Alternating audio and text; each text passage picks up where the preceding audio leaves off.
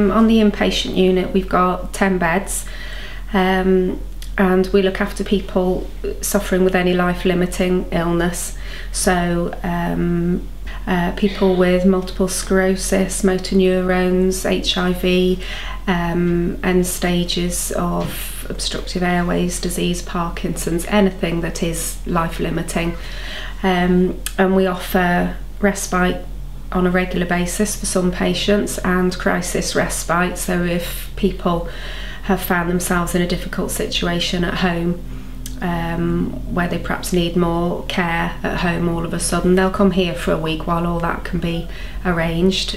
Since I've had motor neurone disease, I can think for myself. I've not lost it in that direction, and it's in fact, I tell the nurses what to do.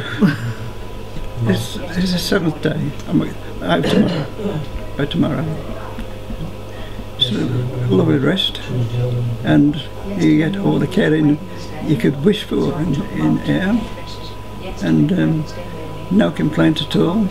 This is the 3rd time I've been in. The largest part of what we do is symptom control and end-of-life care, obviously. Unfortunately, in 2001, my husband passed away in the care of the hospice. Obviously, it was a devastating time for me, very frightening when I was only in my early 30s. I was taken to one side by the consultant and told that he was in terminal stages of his disease, and that he would be going down to Katharine House. Those words scared me to death. I'd always thought of it as you drive by into the hospital, that's where people go to die. And I was absolutely frightened to death at the thought of going in there and what I might see.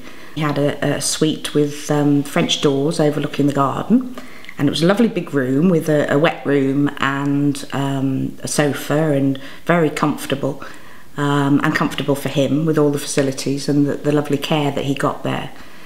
And I was just so amazed at the place, and I must admit that for the 10 days that he was in there, we did nothing but laugh. Malcolm was sedated and not in any pain, but his family, he had 2 daughters and a son, and we were there for many, many hours. Malcolm loved 2 Labradors. And I was allowed to bring the dogs to see him, and they came in the French doors and they were in the room, and when the time came that Malcolm did pass away, it was very restful, and the staff there just made it as best as possibly can. People never dream in a million years that you can just have your family over to stay and do stuff like movie nights. We've had hen parties as well here. Daycare obviously are only open Monday to Friday, so the evenings and weekends it's really available for us. So sometimes if there's a lot of family or friends wanting to come, or something like a hen party, then we can just decorate day therapies, and people go over there and have their little party over there. One family did say to me, why? And I said, why not?